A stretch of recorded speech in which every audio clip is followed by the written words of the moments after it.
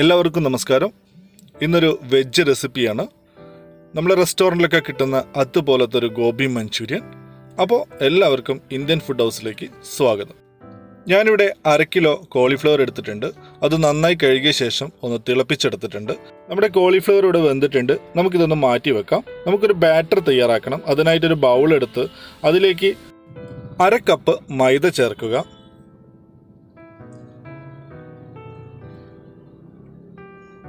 2 table spoon cornflour, 1.5 table spoon Kashmiri മുളക് പൊടി, 1/2 teaspoon ഉപ്പ്,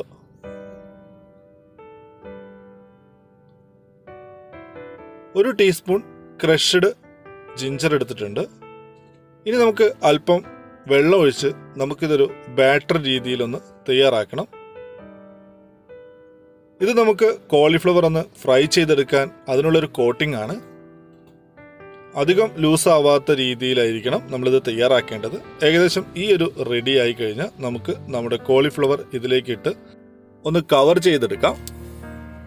ഇപ്പോൾ ഞാൻ എല്ലാം ഇതിലേക്ക് ഇട്ടിട്ടുണ്ട്.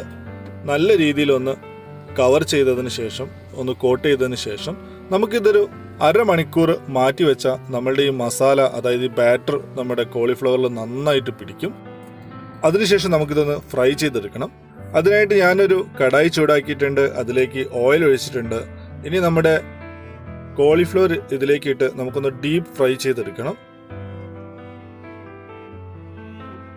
2 വശവും നല്ല രീതിയിൽ ഫ്രൈ ആയി കഴിഞ്ഞാൽ നമുക്കിത് മാറ്റി വെക്കാം.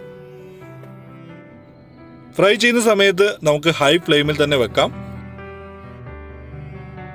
ഇപ്പോൾ നമ്മുടെ കോളിഫ്ലവർ നന്നായിട്ട് ഫ്രൈ ആയി വന്നിട്ടുണ്ട്. ഇത് നമുക്കൊരു ബൗളിലേക്ക് മാറ്റി എടുത്തു വെക്കാം. ഇപ്പോൾ നമ്മുടെ ആദ്യത്തെ ഘട്ടം ഇവിടെ കഴിഞ്ഞിരിക്കുകയാണ്. ഇനി ഒരു കടായി ഇതുപോലെ വെച്ച് 2 ടീസ്പൂൺ ഓയിൽ ഒഴിച്ചു കൊടുക്കുക. ഓയിൽ നന്നായി ചൂടായി കഴിഞ്ഞാൽ ക്രഷ് ചെയ്തെടുത്ത ഇഞ്ചി വെളുത്തുള്ളി നമുക്കിതിലേക്ക് ഇട്ട് നന്നായിട്ടൊന്ന് വഴറ്റിയെടുക്കണം. ആ പച്ചമണക്കം മാറുന്നവരെ വഴറ്റിയെടുക്കണം. ഇതിൻ്റെ ആ പച്ചമണക്കം ഒന്ന് മാറിക്കഴിയുമ്പോൾ നമുക്കിതിലേക്ക് ഉള്ളി ഇട്ട് കൊടുക്കാം. ഏകദേശം ഈ ഒരു രീതിയിൽ ഒരു സ്ക്വയർ ടൈപ്പിലായിരിക്കണം നമ്മൾ ഉള്ളി കട്ട് ചെയ്തെടുക്കേണ്ടത്. എങ്കിലേ നമ്മുടെ ആ കറിക്ക് ആ ഒരു റെസ്റ്റോറൻറ്റ് സ്റ്റൈലിലുള്ള ലുക്ക് കിട്ടുള്ളൂ. അപ്പോൾ ഉള്ളിയിട്ട് നന്നായിട്ടൊന്ന് വഴന്നു വന്ന ശേഷം നമുക്കിതിലേക്ക് ക്യാപ്സിക്കം ഇട്ട് കൊടുക്കാം. ക്യാപ്സിക്കവും ഞാനിതുപോലെ ഒരു സ്ക്വയർ രീതിയിലാണ് കട്ട് ചെയ്തെടുത്തത്. രണ്ടും നന്നായിട്ടൊന്ന് വഴറ്റിയെടുക്കുക. ഇപ്പോൾ നന്നായി വഴന്നു വന്നിട്ടുണ്ട്. ഈ സമയം നമുക്കിതിലേക്ക് 1 ടേബിൾ സ്പൂൺ ടൊമാറ്റോ സോസ് ഒഴിച്ചു കൊടുക്കുക. അതും ചേർത്തൊന്ന് വഴറ്റി കൊടുക്കുക. ഇനി നമുക്കിതിലേക്ക് എരിവിന് 2 പച്ചമുളക് അരിഞ്ഞത് ചേർക്കാം. ഇനി വേണ്ടത് സോയാ സോസ് ആണ്. 1 ടേബിൾ സ്പൂൺ സോയാ സോസ് ഞാൻ ആഡ് ചെയ്തിട്ടുണ്ട്. ഇത് ഡാർക്ക് സോയാ സോസ് ആണ്. നമുക്കിതെല്ലാം നമ്മുടെ സൂപ്പർ മാർക്കറ്റിൽ അവൈലബിൾ ആയിട്ടുള്ള സാധനങ്ങളാണ്. ഇനി നമുക്ക് 1 ടീസ്പൂൺ പെപ്പർ പൗഡർ ചേർക്കണം. ഇപ്പോൾ ഞാനെടുത്തത് കോൺഫ്ലവർ ആണ്. കോൺഫ്ലവർ 2 ടീസ്പൂൺ 1 കപ്പ് വെള്ളത്തിലൊന്ന് കലക്കിയെടുത്തതാണ്. ഇതാണ് നമ്മളുടെ തിക്ക് ഗ്രേവി ആക്കി എടുക്കുന്നത്. ഇപ്പോൾ ഇത് നമ്മളുടെ ആ വെള്ളമൊക്കെ ഒന്ന് കുറുകി അപ്പോൾ ഒന്ന് തിക്കായിട്ട് വന്നിട്ടുണ്ട്. ഈ രീതിയിൽ മതിയെങ്കിൽ നമുക്ക് ഇങ്ങനെ തന്നെ സെർവ് ചെയ്യാം.